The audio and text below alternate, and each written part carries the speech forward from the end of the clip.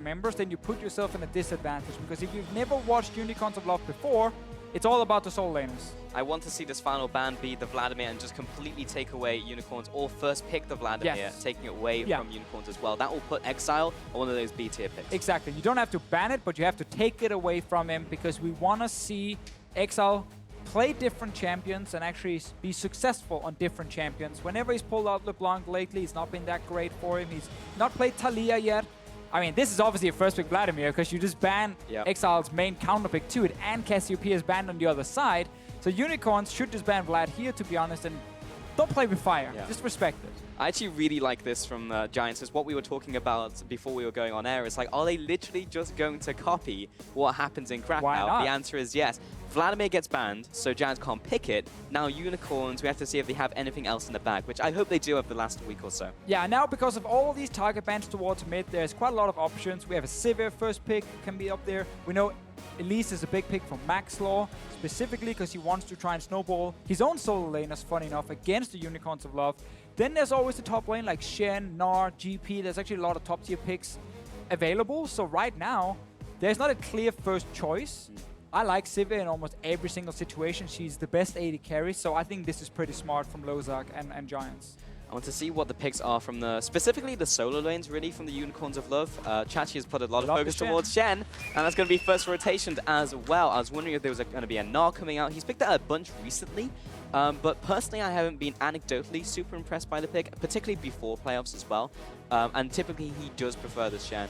He will like someone to pick Gnar, and he'll pick something into it. Yeah, so now we expect a pick like Gnar from SmittyJ against Chachi, because SmittyJ is very much his like carry top lane style. He wants to be on a split pusher. That's where like Gangplank doesn't fit all the European teams too well, because they want split pushing top laners very often. And while GP can split push, it's not his main role. He's just a fantastic team champion because of his global. He offers the fantastic scaling into late game fights. Things like Gnar, things like Irelia can really like just snowball the lane and just become that pure split pushing champion. And that's why a lot of these European teams like it against Shen, and we see it once again here from Smitty. They hovered GP for a second and then went back to the Gnar. Well, with the Rek'Sai being taken off the table, they won't go towards the Gragas. They'll pick up the Elise here from Giants and the Gnar for top lane. So pretty much what you were just talking about. Yeah, exactly. Like, this is a Maxlore special. He wants to be on an early game jungler, and both these teams know how they want to play. Like, funny enough, they don't come in being like, what are we doing? Yeah, you know, they're like, Unicorns is about the solo laners, Giants is about the solo laners, especially like just the overall the top side half of the map, the Holy Trinity with Maxlore, SmittyJ, and Knight together. So you need a champion that can snowball these early picks and also set Chachi and Exileh back, put them underneath the other Giants members. We'll see, we'll see. We've got 5 seconds left until Unicorns pick up their next 2 picks. And what will it be? Veritas on a supporty ADC. Makes a whole lot of sense. Done really well on Ashe so far. And Nidalee going to the jungle full move. So going to be more aggressive here. We typically see him on Gragas or Rek'Sai. So we'll see how he does on Nidalee.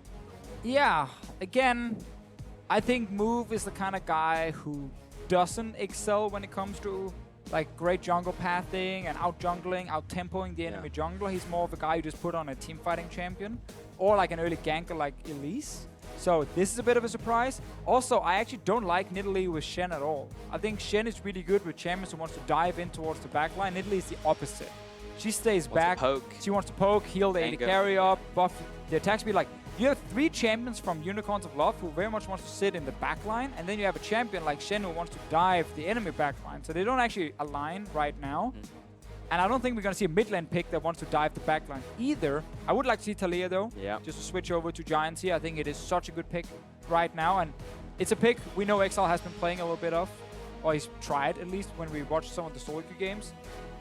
Doesn't get to show it this game. I think it puts more of a pinch as well on that mid lane from Exileh, because if that was one of the picks that has transitioned into his like quote-unquote A-tier picks, then we'll see where he goes from here. I mean, they have the Karma as a flex, so they could put it in the mid lane for Exileh, and then he takes that type of role. Trundle was also picked up for Giants into the top lane there from Smitty, for the bot lane actually for Hustlin. Another counter to the Shen.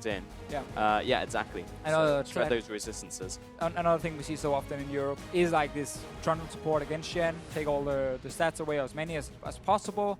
And it's very good when it's only Shen right now diving the backline. Trundle Pillar is going to be enough peel then for your own squishies. So right now, I actually think Giants have a very solid draft with some good counter picks against Unicorns of Love here. And a lot of this comes down to move on Nidalee, because Nidalee is one of these champions that are either completely useless and we just like, oh, why are you playing Nidalee? It's garbage. Or you go 10-0 and be like, okay, you as a god. Yeah, you as a player are really good at Nidalee and you can make it work. But a lot of teams prefer Elise, Gragas, Rek'Sai above Nidalee right now. So this is definitely a tough task for Move. And I think Unicorns haven't really done themselves any favors in this pick and ban phase. Very, very risky pick and ban phase. Low amount of damage as well coming in. And if you start falling behind with Karma mid, Shen top, and Nidalee versus fantastic split pushing ability on the side of Giants and an early game jungler, then you're going to be in a pretty bad spot as the Unicorns of Love. I'm really just going to track Move through this early game, because when I look at his games and then go back and watch them again, I'm just like, the pathing just doesn't make any sense, like, at all. And then he gambles all the time. And yes, Nidalee as a pick is a gamble, so it is super high risk, super high reward, but it can go so wrong. It definitely can go wrong, but Unicorns feeling this first draft was, I mean, must have been what they planned, because it was very obvious what was going to happen with the first pick Vlad, then they banned it away. I'm not a fan, personally. Let's see what happens. We'll see, Deficio. You only have a couple of seconds left before we get into this one. So champions are locked in, players are ready. Time to find out who comes out on top in a percussion of Giants and a blessing of Unicorns matchup. Unicorns have played a lot in playoffs, and we were able to see how they play and what their champion pool is, and so we can use that to our advantage. I don't think it's going to be as easy, because they kind of saw what we play, but I think that we can definitely beat them. And here we are, ladies and gentlemen, in game. Giants and the Unicorns of Love getting into this best of 5. Winner here will advance to the next round in the gauntlet, be facing down Fnatic and be trying to claim that world's slot here from Europe. And it's a long road if you're here playing the first stage of our regional qualifier, because you play already, as you said, tomorrow. Yep. You know, and then you play on Monday, the day after, the last one. You don't have a lot of time in between to fix whatever issues you do have. Obviously, both these teams want to just get a 3-0 and play like perfect League of Legends, and they don't have to fix anything. But let's be honest, Pulse, that's not going to happen. No. We will have one of these very bloody, messy games between both Giants and Unicorns, exactly like we had in the quarterfinal when these two teams faced each other. I mean, exactly. We're looking at two teams here who like to fight a lot. I mean, Unicorns specifically do skirmish a lot. There is a lot of bloodiness in their early games. Whether they come out ahead or not in this skirmish is another issue entirely. But then Giants may get drawn into that. That's what we saw in the quarterfinals. And Giants are just strictly worse in those skirmishes, so they fell behind. Yeah, and that's why this Unicorns draft is surprising, because this is not their typical style. Like, Exileh normally needs to be on like a split pushing champion that's really good at 1v1ing, think Kassadin or Ryze, or he goes on like the hard carry like Vladimir to win these late game fights. Right. Karma is a lot more about buffing up mainly your AD carry, honestly, and protecting your AD carry. So these are the kind of comps, if you have a star AD carry, you can run.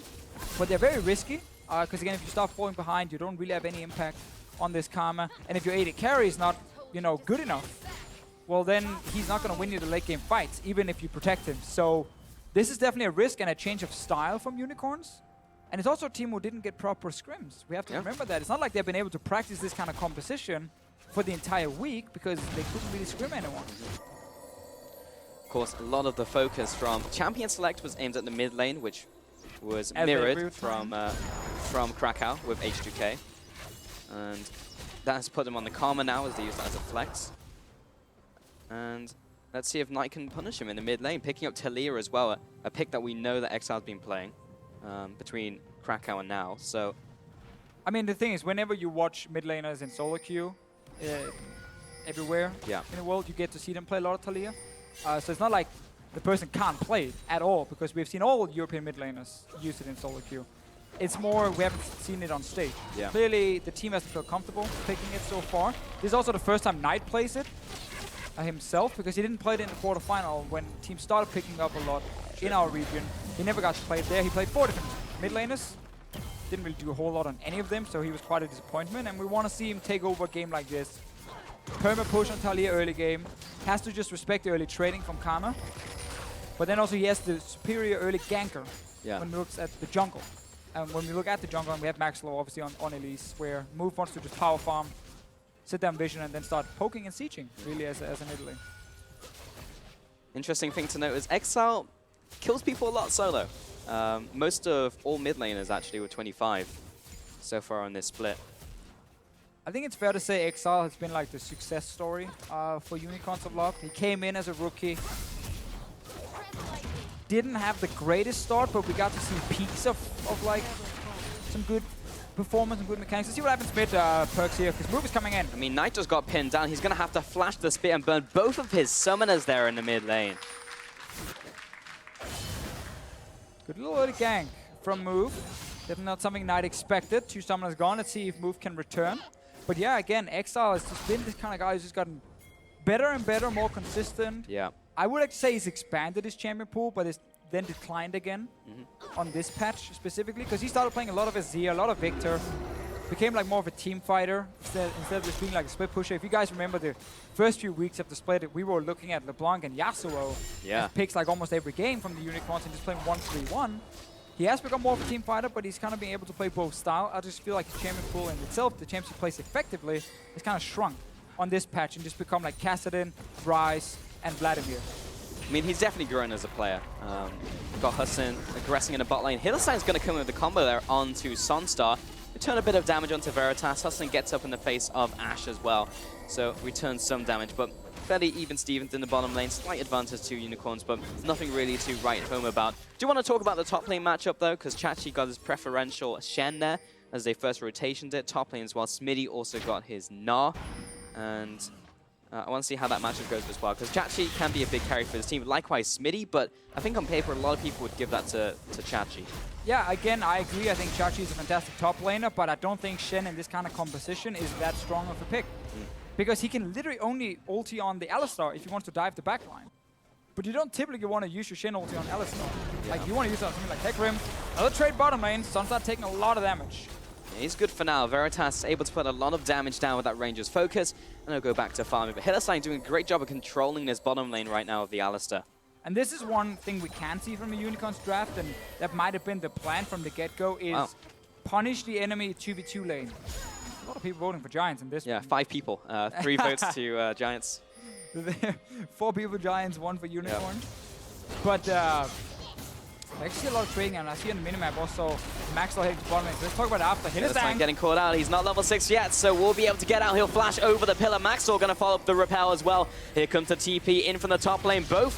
Everyone's TPing into the bottom lane. In fact, Exileh jumps on top of Maxlore. SmittyJ coming in as well. There's the ultimate onto 2. Knocked back from the Taliyah. Actually not putting him into his team. Knight may have just saved both of those players from the Unicorns, and Knight will walk away from this one. Man, they were stunned, and he then positioned his W wrong and actually knocked them away. That could have been an easy first blood for Giants. A big mistake from Knight. At first, it was like, oh, maybe he placed it, and then they get knocked into the wall. He hit them, but yeah, he just did the hit wrong them, way. But, like, knocked them the other way. That's a first blood for your team. Double TP bottom lane always favors a Shen because he has another global coming up very soon. Chachi actually ended up using both. Wow. No, he just TP back top. Sorry. Oh, okay. I was going to be like, what? He TP bottom and canceled it and ulted instead. No, he just TP back top. Yeah. Anyway, so I was going to say it would have otherwise favored him because he could have that second global, but he valued getting the farm on top side very clearly, and that's why he TP's back to the top lane. But with Unicorns, what we could see with this composition is because Giants bottom lane is so weak 2v2, not the composition or the champions, but the players, you pick a comp that at level 6 has like 3 dives. Ashe Arrow, Alistar ulti, and then you add Shen ulti on top of that. Like, you can camp that bot lane, send it in Nidalee to add extra poke, and that bot lane gets destroyed under a tower, and there's a constant risk of dying under the tower. They're fighting over blue buff Pulse. Yeah, but Exileh's coming in there as well. Maxlore will come up with the repel and try and get away, but he's still going to be stunned down. Knight over the wall does knock them in the right direction this time. Volley over the wall will be enough damage. Maxlore is coming back and forth, but that's the first blood to Exileh. Knight just unable to get involved, and Smitty all there in time. Maxlore staying around for such a long time. Not sure if he was trying to bait anything. When they got knocked back, the 2 members from Unicorns, I think he could just try to walk out. That would have definitely been his best way to survive, but it was like he wanted to wait for cooldowns and then hope that Knight could move around and actually do something. But Giants second fight in a row where I feel like we see some weird decisions. Yeah. And now Unicorns with the first blood. Bot lane getting a little bit punished. Veritas going to kite away here, but yeah, very, very weird in the jungle. Just that trade in general. But the first blood to Unicorns, and we had some questions about Move playing Nidalee, also his jungle pathing. And he actually invaded and got something done. Yes, okay, it was, of course, from a mistake as well from Giants, but Move doing well with this pick that I, for one, was a little skeptical about. Yeah, the good thing for Move is this matchup specifically against Maxlore. When they played in a quarterfinal, Move actually did really well, like out-jungled him, Swing to be honest. He, warning shot. Warning shot, yeah. Just saying, I don't need this cooldown. Yeah. Go back to the lane now. Yeah. But no, so Move actually out-jungled him. Let's see what happens here. So he goes in still to poo buff. Exileh is already here. Look at your mid lane, guys. Knight is still clearing out the wave. So now Maxlore should not try and contest this one. His own mid laner is not there, and his own top laner is not there. That's very basic League of Legends, is if your team can't move, don't try and contest something like a buff. And now he ended up staying around. Didn't try and like just walk out at first because he wanted to see if he could hide in the bush maybe. Buy a bit of extra time, land the cocoon, and then set up a kill for Knight. Yeah. But just a really bad decision in the first place. Your two soul laners are busy, they're not able to roam. You do not start contesting them, even in your own jungle, because the enemy mid laner, enemy top laner can show up before your team, and then you get punished and you die. But yeah, Move against Maxlore. Move actually had like 15 plus CSD on average over the 4 games at 10 minutes. Sorry, 15 minutes. Like big difference. And he's doing the same thing again here. Obviously, he's on Nidalee, a power farmer. Maxlore just does not have Move's number. Where junglers like Gankus and Trick were able to punish Move every game. Now, Move a level and a half ahead. Significant farm lead as well in the jungle. Back to the mid lane. Exileh going to be knocked into those stone mines here from Knight. And mid lane just kind of going back and forth. Slight advantage to Exileh. Also, that kill has helped him out. I don't think he's even gone back since getting that kill. No, he's got 2k in the bank, so he's ready to go back and pick up some items. Move heading into the jungle once again. Probably going to place down some wards. There you go. And we'll see what he picks up. I want to see what Exileh picks up here. Well, he's going to get his Morel Nomicon for sure. Once he does go back, big power spike for him. And now this is what I wanted to see. This is what I talked about like 2 minutes, 3 minutes ago. Nidalee goes towards the lane you want to basically set up a siege in front of. That is the bot lane in this case, and you just start throwing spears.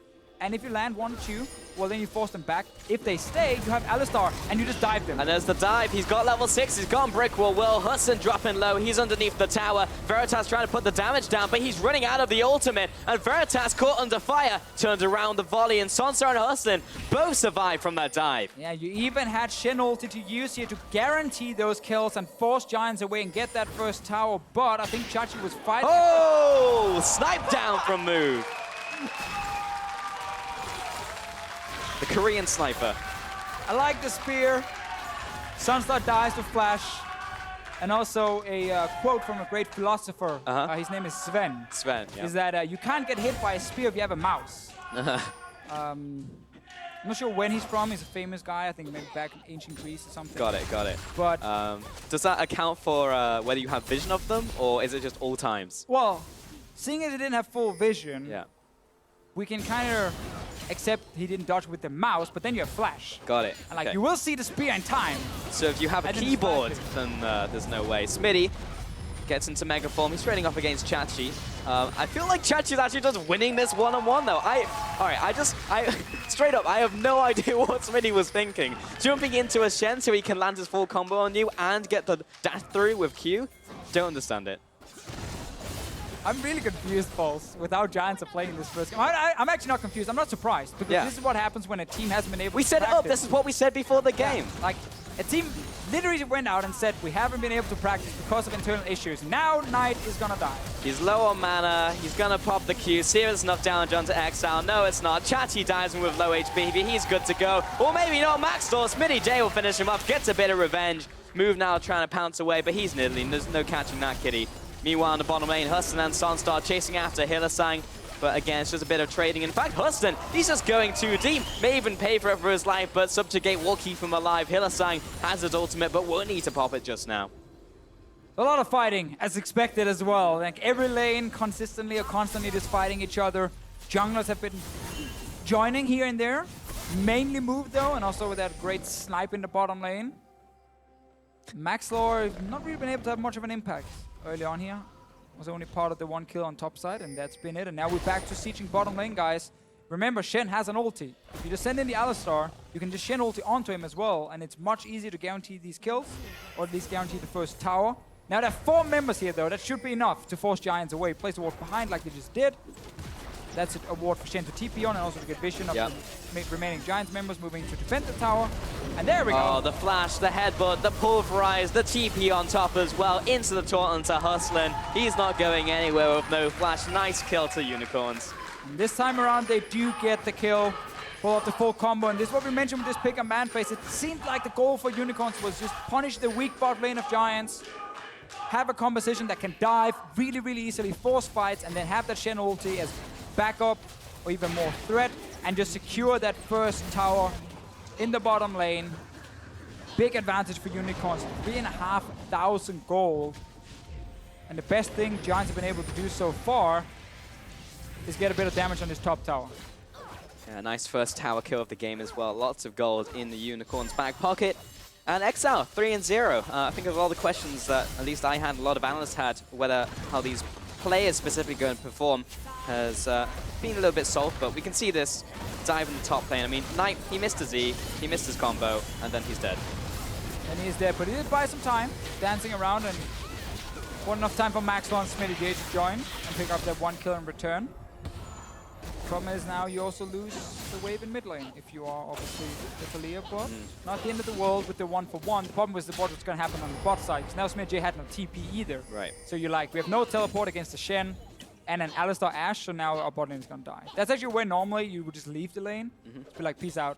They're going to get this first tower. We can't do anything about it. They're trying to swap to top side instead and see if we can trade towers. They did stay on the bottom side, however, and they got punished for it. And still lost the tower. They're now trying to swap to top. And they will be able to pick up this tower here, but now Unicorn should just go mid. Just all in mid now. You got 3 members mid. Don't chase for kill, just take tower. You just saw that graphic as well. Unicorns have loved ticking a lot of those boxes. 80% win rate when they get that first tower, the first dragon, etc. They've gotten a lot of firsts in this game. 5-1 so far, 50-minute mark. Significant gold lead. Doing well in pretty much every lane. And yeah, Unicorns, just kind of what we expected, to be honest. Yeah, definitely feels like watching the quarterfinal all over again, honestly. Where Unicorns just had a much better early game in almost every game except for game 2. And that was the game they lost, funny enough. Unicorns' problem in the quarterfinal was once they got this big lead, they actually were pretty slow at finishing games. It took them like quite a while to get past the mid game. They had to go into like late game and pick up like a 35-minute Baron, and then they could finish despite having like big goal leads. So that's one thing we can judge and look at in this game. But it's hard to really criticize anything Unicorns have done here in the start. Yeah, okay, you can maybe argue should have Shen TP'd on the first dive. Sure. But like again, that's nitpicking. They have been outplaying Giants so far. But Giants aren't really able to get their composition running, right? Like, they're falling behind. They can't really use the split push very well right now. I mean, Chachi is doing pretty decently in that lane, so he's going to be a big blocker for the Gnar if he wants to split push. And in general, Gnar, or rather Giants, is just being again pulled into a Unicorns of Love game where they fight a lot and Unicorns get more kills. Yeah, definitely, and Unicorns have been able to use globals way better than Giants. Whenever we had these 1v1s. And the thing about when you play against Shen is not you're no longer, like, you're never actually afraid of like straight up losing the lane to the Shen. The question is just like how long do you need before you really take over the lane completely? Yeah. And if a Gnar does get an early kill or two, it can go very quickly. Like, you get your Black Cleaver before Shen maybe has his first full tank item completed. You really take over that lane. Now it is delayed because Chachi has gotten a lot of early items. And that just means it's going to be even for longer. Yeah. And then that buys time for Unicorns to make plays around the map and just use Chachi TPing away from that lane and join the team. SmittyJ will not be able to join as fast. There's a 2-second difference between Shen ulti and a teleport. So you will always have Chachi showing up first. And Exileh, proper team player, Pauls. You know, when your mid laner gets 3 kills, normally the ego is growing. You know, he's like, guys, I will solo carry. Build the big items. Yeah, I want Death Cap straight away, the magic hat, and then I will just win this game alone. But Exileh, who is a very nice guy, I was like, no. I will make my AD carry this game. Yeah. Ardent Sensor, second item for him. It's all about buffing up Veritas. And also Punish Knight. Yeah, he's also got a decent amount of damage in the mid lane, chasing after Knight as well. Auto attacks are coming in. Last Q as well. The flash, the auto follows him. Exileh with another 1v1 kill. Number 26 for Exileh. Added to the counter. He's the player in Europe with the most solo kills. And number 2 is actually Chachi, funny enough. Yep. Unicorns are getting a lot of solo kills normally. He got one in the top lane when Smitty suicides into that it. was one for him. Well played, Chachi. A little bit of a Lord of the Rings thing going on here. We'd have to count the kills.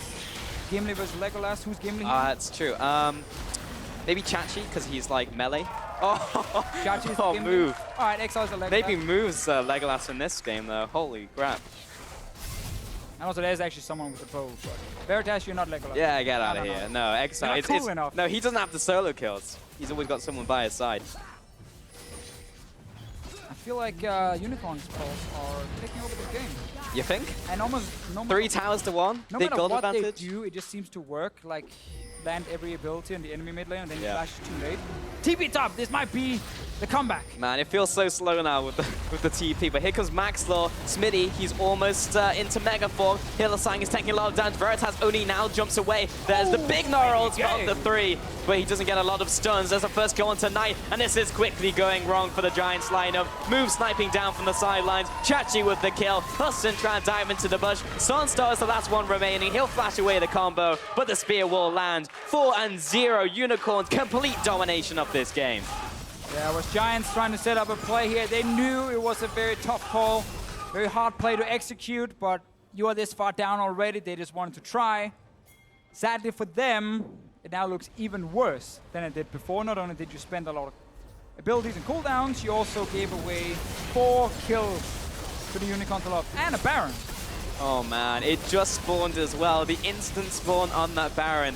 I actually wonder what like the fastest Baron time is of all spit. It's going to be obviously someone taking it as soon as it spawns, but that was 14 seconds.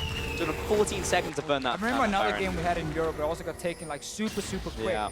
Might have just been about 10, maybe 15 seconds. So this is the setup.